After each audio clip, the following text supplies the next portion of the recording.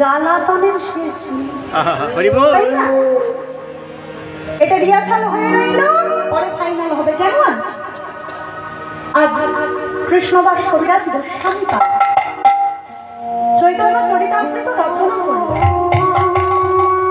পদাবলী নরোত্তম দাস ঠাকুর গোলকের প্রেমধন হরিনাম সংকীর্তন রতিনা জলে মেলা কেমাতায়। আজ মধুময় শ্রী শ্রী নবদ্বীপ ধাম, নবদ্বীপ চন্দ্রিমা কলিযুগ পাবন অবতরী প্রেমের পূর্ণতম অবতার শ্রী শ্রী গৌরাঙ্গ সুন্দর। আজ হইতে 537 বছর পূর্বে ওই কীর্তন মুখরিত নদিয়ায় কীর্তন মাতোয়ারা নবদ্বীপ ধামে সচি গর্ভ সিন্ধু মাঝে অবতীর্ণ হলেন। আমার মহাপ্রভু যখন অবতীর্ণ হয়েছেন, মহাপ্রভুর মনে 3টি ইচ্ছা। প্রথম ইচ্ছা, এ পৃথিবীতে যত আছে নগরাদি গ্রাম সর্বত্র প্রচার হবে মোরের নাম। দ্বিতীয় ইচ্ছা, নাম তো সবাই গাইবে, কিন্তু বাবা তৎকালীন সমাজে জাতি ব্রাহ্মণ, ক্ষত্রিয়, বৈশ্য, শূদ্র। যারা ব্রাহ্মণ সেই আসলে শূদ্র বা ক্ষত্রিয় তারা বসতে পারত না। আজ যে সবাই এক আসনে বসে আমরা নাম শ্রবণ করছি, তৎকালীন সমাজে এরূপ ছিল না। তখনকার সমাজে জাতি ভেদ ছিল। এটা মহাপ্রভুর কৃপা। তাই মহাপ্রভু বললেন, আমার দ্বিতীয় ইচ্ছা, আমি তো অবতীর্ণ হব, কিন্তু আমার নবদ্বীপ তথা সারা ভারতে কোনো জাতি ভেদ থাকবে।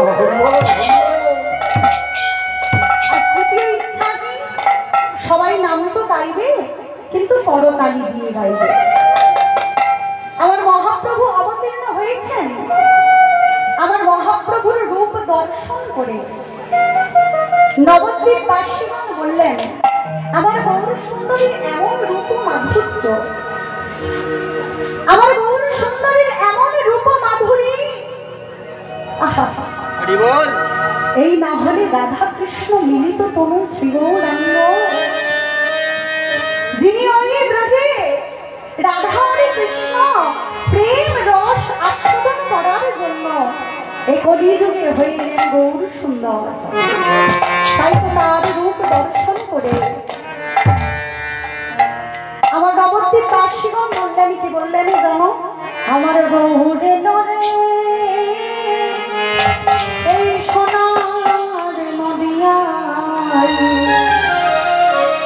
হরিধ্বনি উলুধ্বনি শব্দ শোনা যায়। আমার গৌরে আমার গৌরে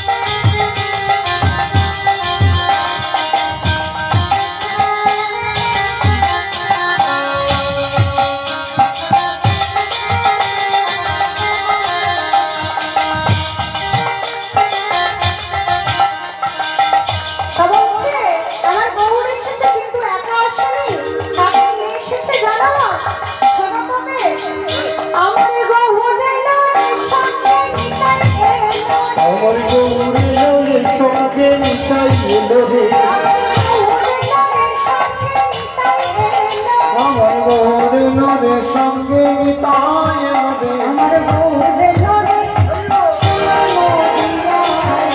ধন্য